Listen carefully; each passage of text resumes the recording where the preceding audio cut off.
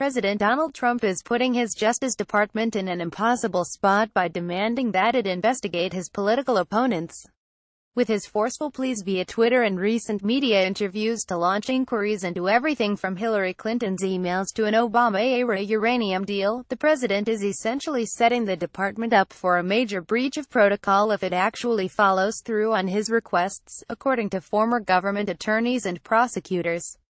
Story continued below. There is a reason why we have a norm against presidential interference in criminal investigations, said Paul Rosenzweig, a former George W. Bush-era Homeland Security official and senior counsel from the Kenneth Starr investigation into President Bill Clinton.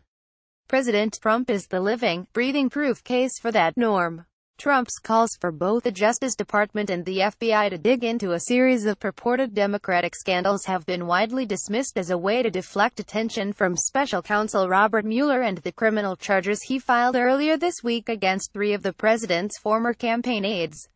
But Trump is still the President of the United States, and his public statements encouraging investigations into his current and former opponents have drawn widespread criticism across the ranks of current and former law enforcement officials.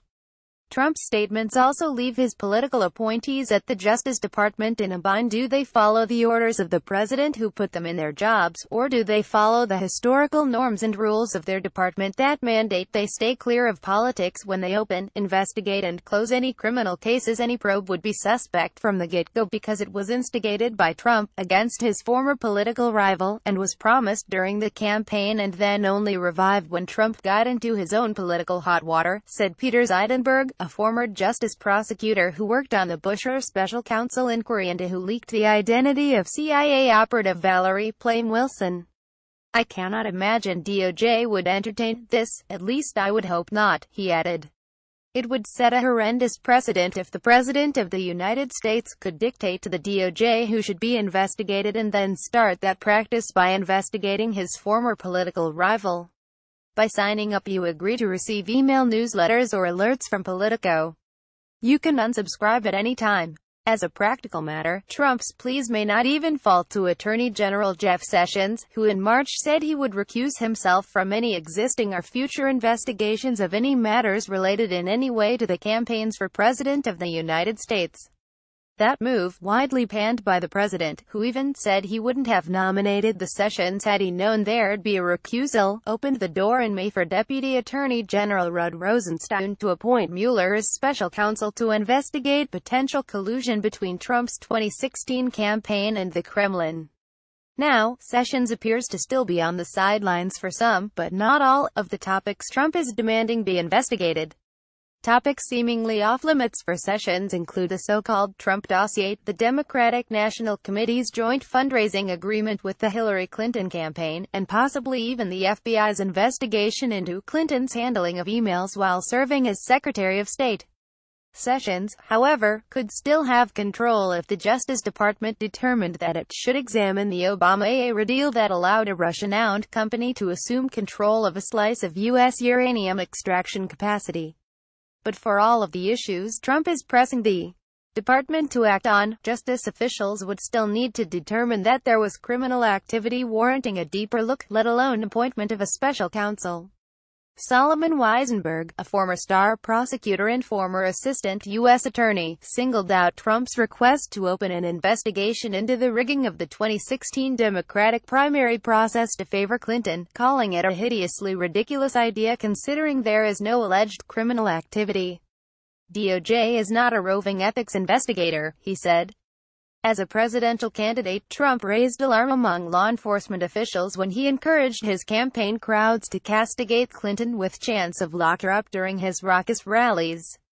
Later, after Trump won the White House, he tried to tamp down expectations that his vanquished 2016 opponent would face federal prosecution, telling a crowd in Michigan in December, "That plays great before the election. Now we don't care, right?" But Trump has kept the controversy alive while privately and publicly stewing over a Russia investigation that hit its biggest milestone with Monday's criminal charges, and that has also swept up more than a dozen 2016 campaign and White House staffers and even exposed some of the president's own family members, including his oldest son, Donald Trump Jr., and his son-in-law Jared Kushner.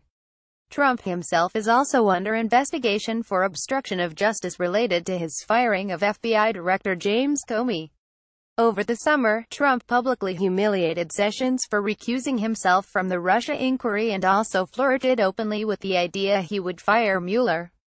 While White House officials earlier this week insisted the president wasn't planning to take any action against the special counsel, even ignoring his former advisor Steve Bannon's push to defund the Mueller probe, the president has turned his ire on Democrats and the wider justice system.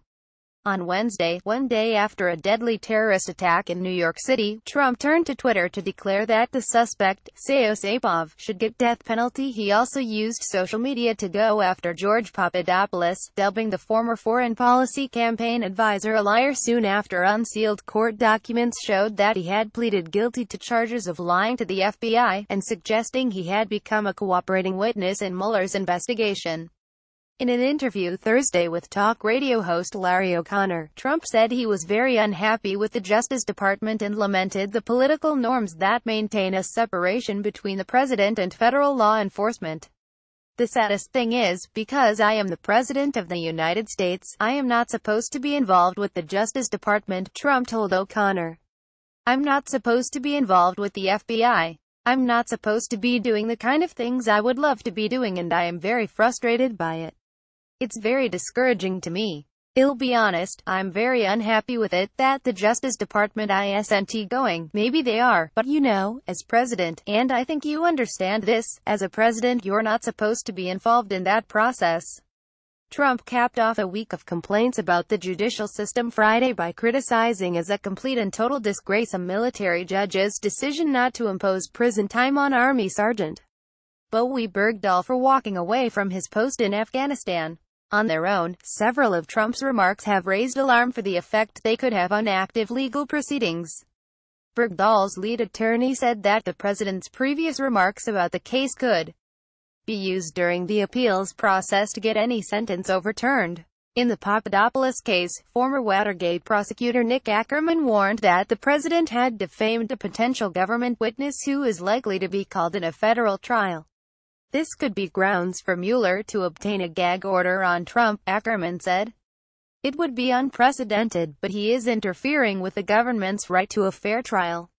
Randall Sanborn, a former assistant U.S. attorney in Chicago, said that examining all of the president's remarks in total causes a real sadness for anyone who believes in and is dedicated to the idea of independent law enforcement and independent judicial proceedings.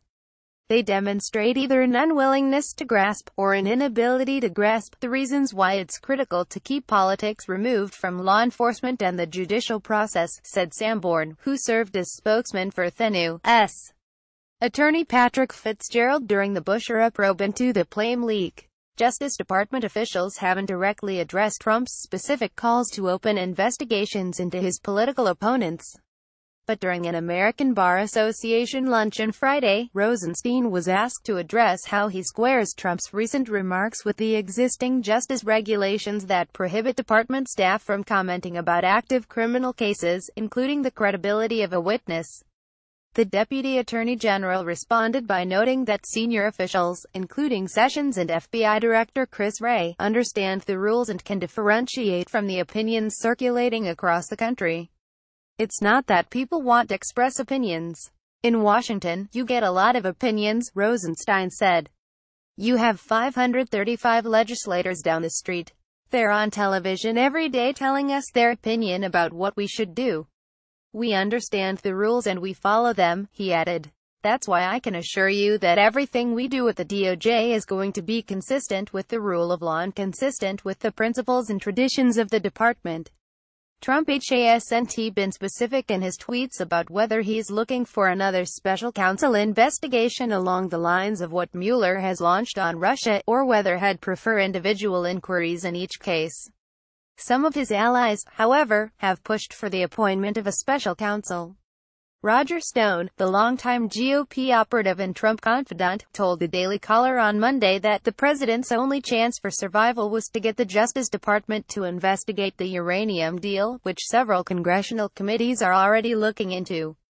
Conservative attorney Larry Klayman has also been circulating a petition promoting himself to be appointed as special counsel. On Capitol Hill, lawmakers are scrutinizing Clinton's involvement because the State Department signed off on the uranium deal when she was secretary, although there is no evidence she was personally involved. While many Republicans in Congress say they back Mueller, they are open to the special counsel's having some company. Chuck Grassley, Iowa, chairman of the Senate Judiciary Committee, posted on Twitter last week that whoever in DOJ is capable of appointing a special counsel on the uranium deal should do it. Republican members of the House Judiciary Committee have also been making their own pitch since July, when they wrote to top justice officials urging them to get a special counsel on the clock to examine everything from the FBI's handling of last year's investigation into Clinton's personal email server to several actions related to Loretta Lynch, former President Barack Obama's Attorney General. Multiple special counsels working at the same time isn't out of the norm.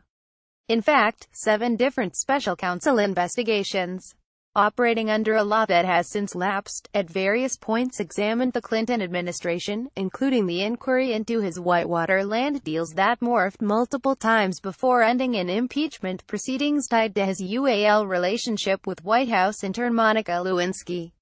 President Ronald Reagan dealt with 8 different independent counsel investigations during his 2 terms, including the Iran-Contra affair, which examined the actions of then Colonel Oliver North and other senior administration officials who are accused of selling arms to Iran and diverting profits to right-wing rebels in Nicaragua.